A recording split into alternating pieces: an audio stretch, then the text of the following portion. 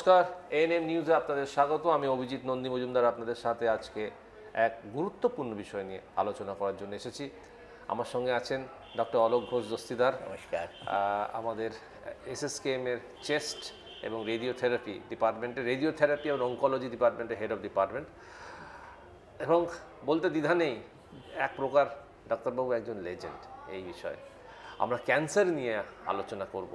যে প্রথম যে প্রশ্নটা আপনার কাছে করতে চাই, যে হঠাৎ কি ক্যান্সার পেশেন্টের সংখ্যা বেড়ে গেছে? দেখুন মিস্টার মজুমদার, প্রথমেই আমি অবজেক্ট করছি, আমি কিন্তু কোনো লেজেন্ড নই। আমি একজন সাধারণ মানুষ, একটি সরকারি হাসপাতালের চিকিৎসক এবং শিক্ষক। দীর্ঘ 40 বছর ধরে এই প্রফেশনের সঙ্গে আছি। এবং প্রথমেই বলি যে হ্যাঁ, এটা ঠিক যে আজ থেকে 30 বছর আগে যত ক্যান্সার আমরা এই ডিপার্টমেন্টে এই হাসপাতালে পেতাম, তার থেকে হয়তো কয়েকশো গুণ বা কয়েক হাজার গুণ বেড়ে গেছে।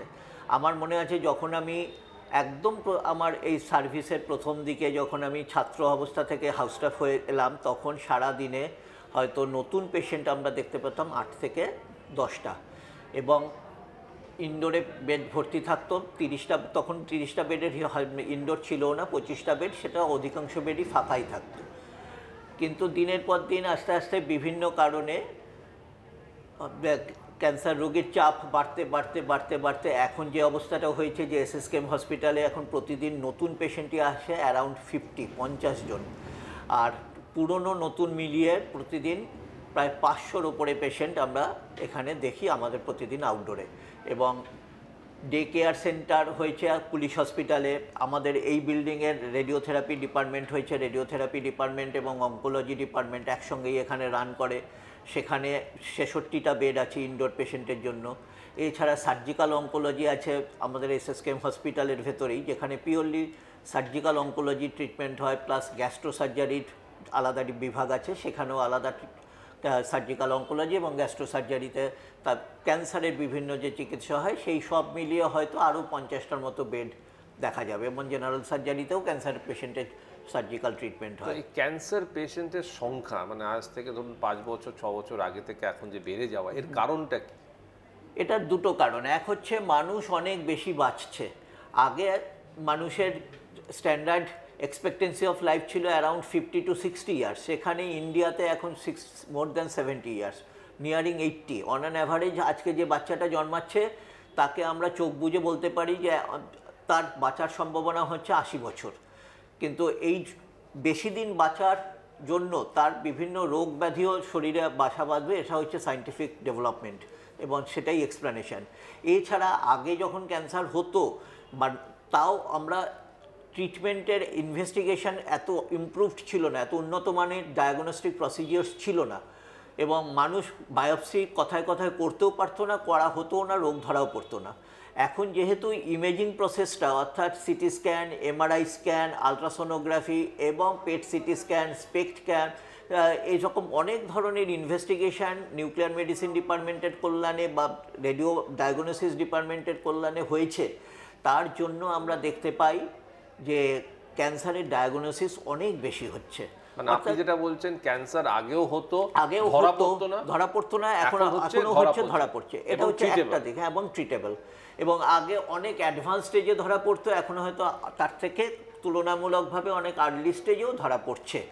এবং মানুষ অনেকটাই সজাগ হয়েছে যে আর্লি স্টেজে ধরা পড়লে যেহেতু তার result of treatment is better, তাই জন্য মানুষ এখন তাড়াতাড়ি কোনো কিছু সন্দেহজনক দেখতে পেলেই তারা ছুটে যাচ্ছে ডাক্তারের কাছে।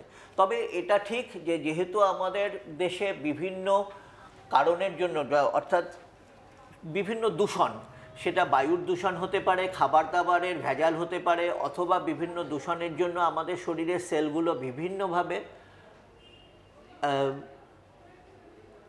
অ্যাফেক্টেড হয়ে যাচ্ছে। এবং এই অ্যাফেক্টেড হওয়ার জন্য অন্য রোগব্যাধি হওয়ার ছাড়াও ক্যান্সার একটা বড় কারণ যে বিভিন্ন ধরনের দূষণের জন্য হচ্ছে।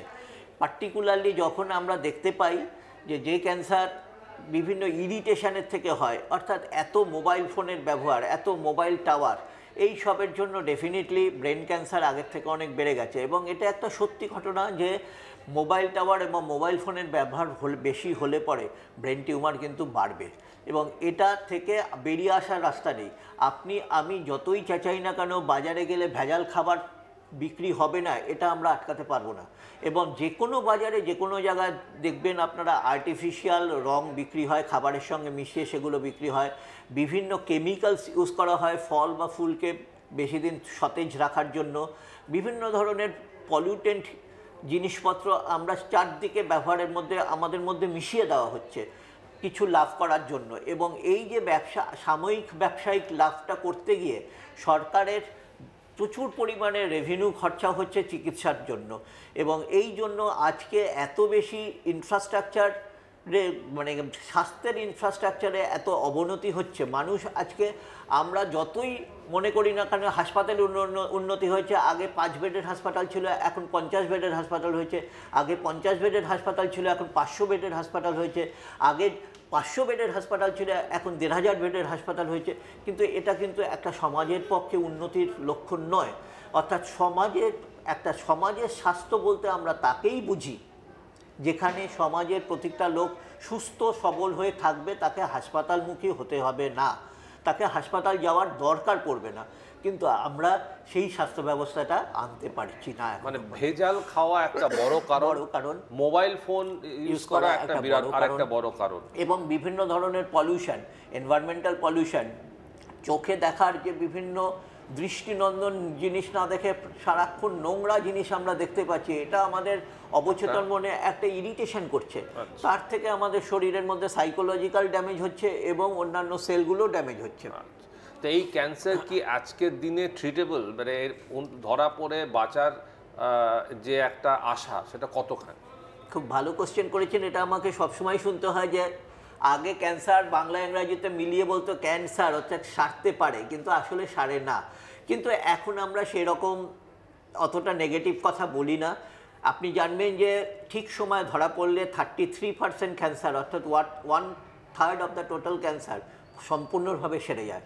অ্যানাদার 33% আর্লি স্টেজে বা ধরা পড়ুক বা মিডিয়াম স্টেজে ধরা পড়ুক, তারা কিন্তু দীর্ঘদিন ট্রিটমেন্টের মাধ্যমে অনেক দিন কোয়ালিটি অফ লাইফ মেনটেন করতে পারেন। অর্থাৎ তারা হয়তো টোটাল কিওর হচ্ছেন না, কিন্তু তাদের লাইফ স্প্যানটা অনেক বেড়ে যাচ্ছে ক্যান্সার হওয়ার পরেও। কিন্তু আর 33% অ্যানাদার 33% অর্থাৎ রেস্ট ভাগ যারা রইল, তারা খুব অ্যাডভান্স স্টেজে আসে, তাদের বা আর্লি স্টেজের সেই ক্যান্সারগুলো ধরা পড়ে না।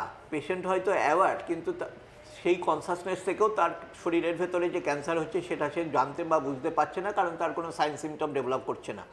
সেই রকম ক্যান্সারগুলো কিন্তু সবসময় রেজাল্ট খারাপ। এবং ধরুন আমাদের এই গঙ্গা নদীর অববাহিকা অঞ্চলে, ধরুন এই গঙ্গা নদীটা যেখান থেকে উৎপন্ন হয়েছে সেইখান থেকে যে গঙ্গার ধারাটা দুপারে রয়েছে, সেই ব্যাঙ্ক অফ দ্য গ্যাঞ্জেস রিভারে খুব বেশি পরিমাণে গলব্লাডার ক্যান্সার হয়। এই হেপাটোসেলুলার কার্সিনোমা বা গলব্লাডার ক্যান্সার কেন গঙ্গার দুধারে হয়? অর্থাৎ এই কারণে উত্তরপ্রদেশ, বিহার এবং ওয়েস্ট বেঙ্গল যার পাশ দিয়ে গঙ্গা নদীটা গেছে তার দুধারে অনেক বেশি গলব্লাডার ক্যান্সার আমরা দেখতে পাই। এবং এই গলব্লাডার ক্যান্সার কেন এত বেশি হচ্ছে এটা নিয়ে বিভিন্ন রিসার্চ বিভিন্ন সময় হয়ে আসছে, কিন্তু এক্সাক্ট কারণ এখনও বেরোয়নি। অন দ্য কন্ট্রারি সাদার্ন ইন্ডিয়াতে কিন্তু গলব্লাডার ক্যান্সার এরকমভাবে দেখা যায় না। এটা তো ডেফিনেটলি বোঝা যাচ্ছে যে গঙ্গার সঙ্গে কোনো পলিউটেন্টের একটা নির্দিষ্ট সম্পর্ক আছে। আচ্ছা, এই যে ক্যান্সার আপনি বললেন 33% যারা বুঝতে পারে না, ক্যান্সার পেশেন্টের তার কোনো উপায় আছে বোঝার যে তার ক্যান্সার হয়েছে, মানে কোনো আউটওয়ার্ড সিমটম বা কোনো সিমটম? শুনুন, সিমটম হলে পেশেন্ট তো সঙ্গে সঙ্গে ছুটে যাবে ডাক্তারের কাছে। আমরা বলি যে পেন ইজ আওয়ার ফ্রেন্ড, অর্থাৎ ব্যথা আছে বলেই আমরা বেঁচে আছি। পেন থাকার জন্যই দাঁত ব্যথা আমাদের সকলেরই কম বেশি হয়েছে সারা জীবনে একবার না একবার, এবং দাঁত ব্যথা এত মারাত্মক হয় যে ব্যথা হলেই আর্লি স্টেজেই আমরা দাঁতের ডাক্তারের কাছে ছুটে যাই।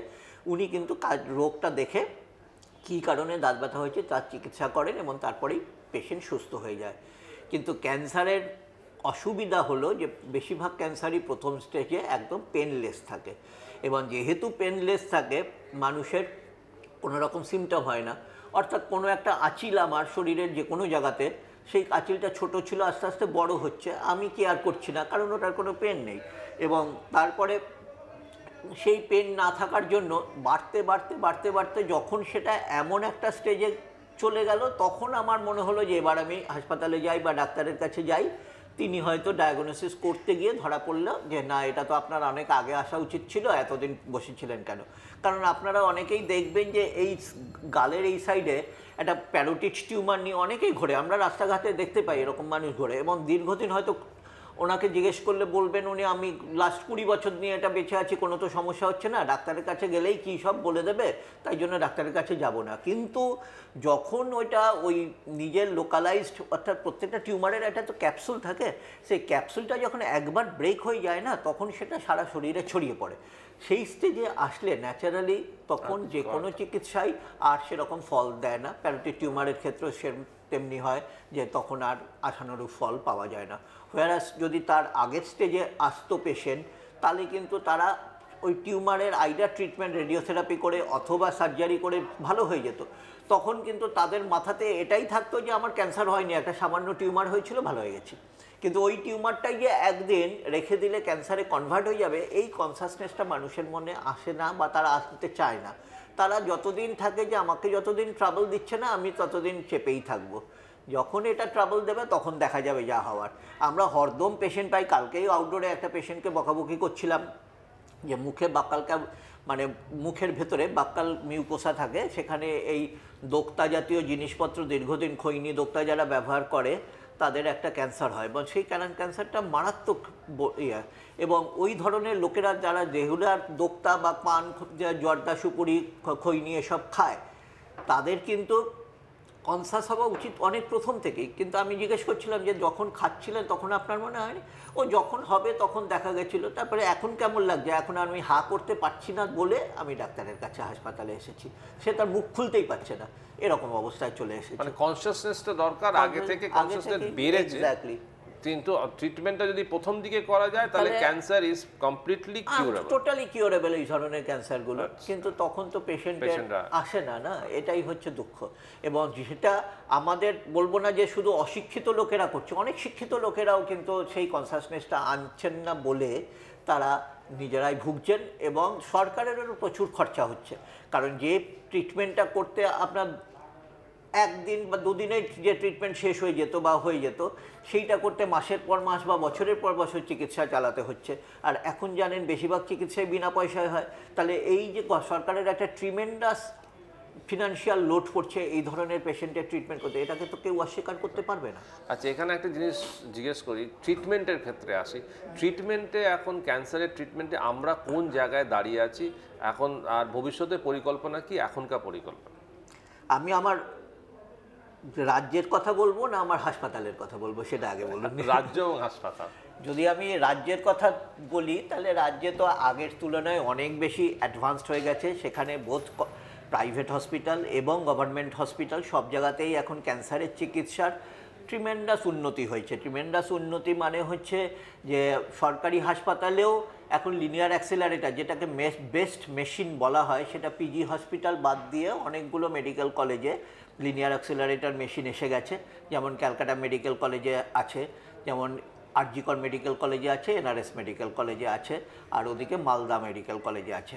এগুলো সেন্ট্রাল গভর্নমেন্ট এবং স্টেট গভর্নমেন্ট সকলের সহযোগিতায় এই মেশিনগুলো বসানো সম্ভব হয়েছে বলে এখন লিনিয়ার অ্যাক্সিলারেটর, যেটা হচ্ছে মোস্ট মডার্ন মেশিন যা দিয়ে ক্যান্সারের ট্রিটমেন্ট হয়, সেটা হচ্ছে এসে গেছে।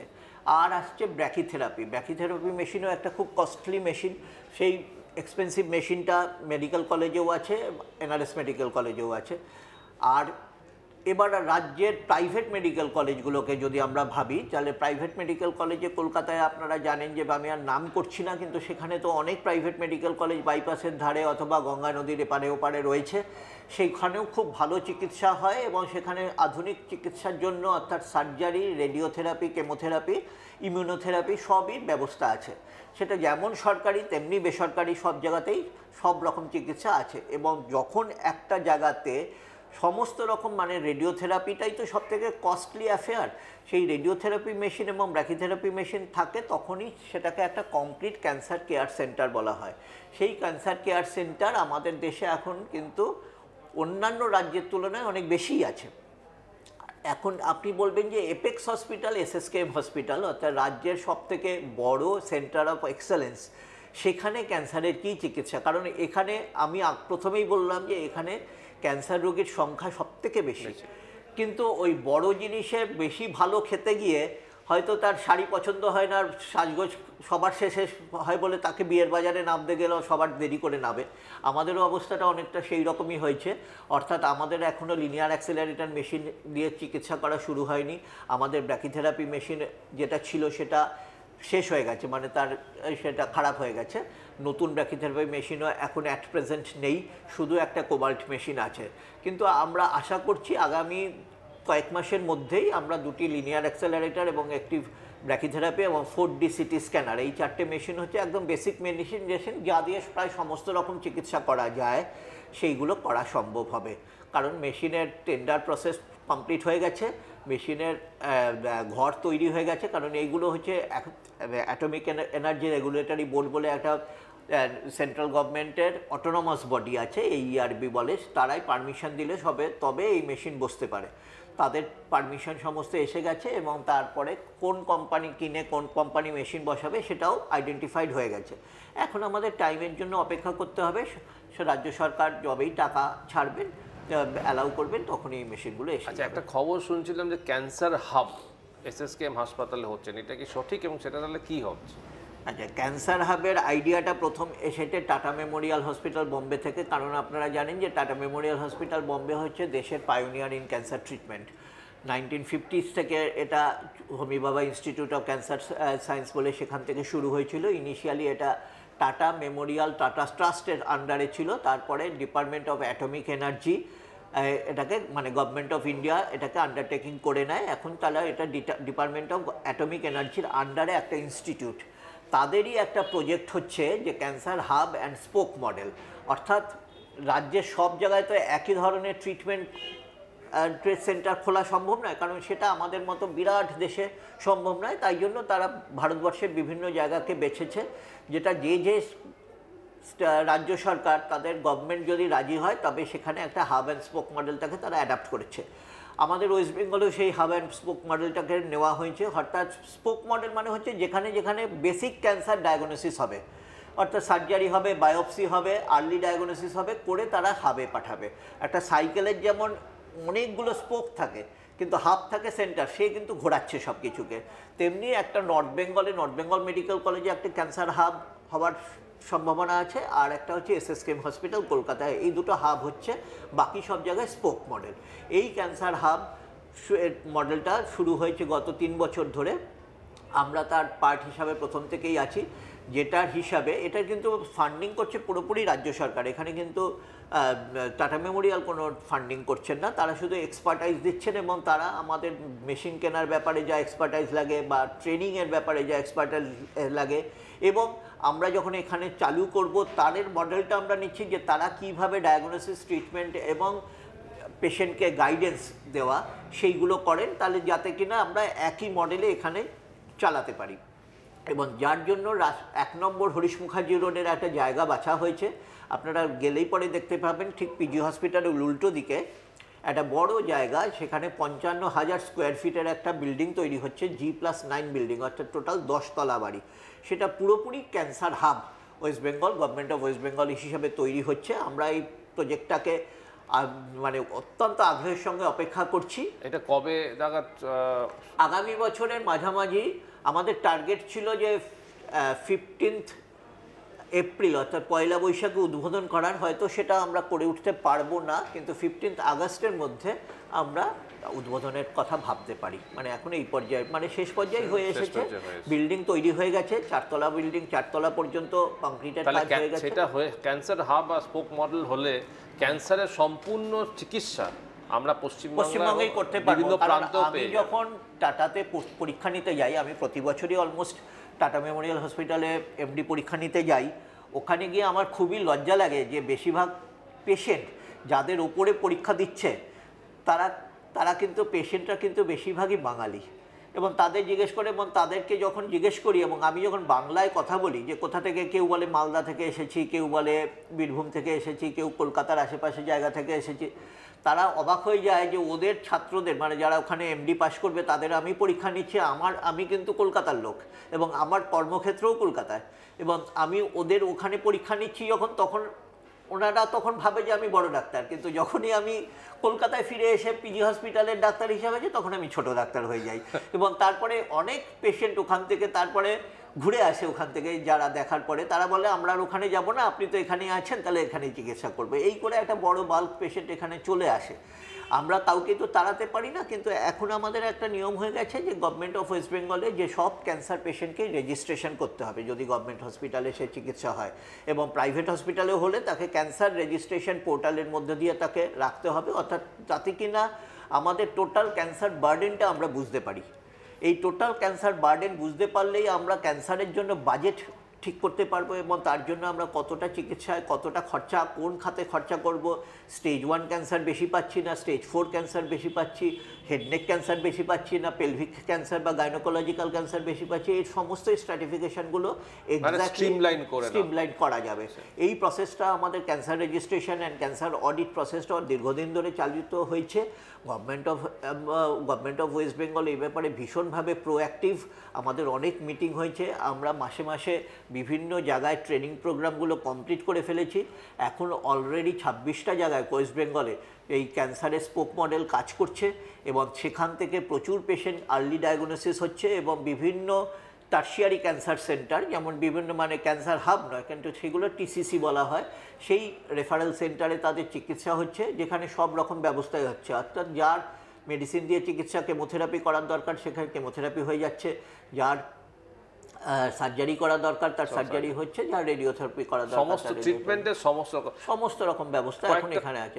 এখন অফিসিয়ালি কোনো পেশেন্টকে আমরা কোনো জায়গায় পাঠানোর কথা ভাবিও না, বলতে রেফারও করি না। পেশেন্ট নিজে থেকে যদি সাউথ বাউন্ড হয় অর্থাৎ দক্ষিণবঙ্গে যেতে পছন্দ করে তাহলে সেটা আলাদা কথা। আপনি খুব গুরুত্বপূর্ণ কয়েকটা কথা বললেন ডাক্তারবাবু এই আমাদের আলোচনায়। 1 নম্বর হচ্ছে ভেজাল খেলে ক্যান্সার হবে, বেশি ফোনে যদি মোবাইল ফোনে রেডিয়েশন থেকে ক্যান্সার হওয়ার সম্ভাবনা থাকে, এবং আমরা ক্যান্সার হলে ইনিশিয়াল স্টেজে যদি ধরা পড়ে তাহলে পরে সেটা ট্রিটেবল। এখন ক্যান্সার ট্রিটমেন্ট লিপস অ্যান্ড বাউন্ডসে এগিয়ে গেছে, করা যাচ্ছে, এবং পশ্চিমবঙ্গেও বিভিন্ন জায়গায় নট অনলি এসএসকেএম হাসপাতাল বিভিন্ন জায়গায় ক্যান্সার। অসংখ্য ধন্যবাদ ডাক্তারবাবু আমাদের সঙ্গে কথা বলার জন্য এবং এগুলো আমাদের সাথে শেয়ার করার জন্য। আপনারা শুনলেন ডাক্তারবাবুর কথা, এবং ক্যান্সার নিয়ে অত ভীত হওয়ার প্রয়োজন নেই, এটাই ডাক্তারবাবু সারমর্ম এটাই বুঝিয়ে দিলেন। কিন্তু সাবধানে থাকবেন, সুস্থ থাকুন, ভালো থাকুন, আবার দেখতে থাকুন আপনারা এএনএম নিউজ। আমরা আবারও এরকম অনেক আলাপ আলোচনায় ফেরত আসবো ভবিষ্যতে। নমস্কার, ধন্যবাদ। ধন্যবাদ।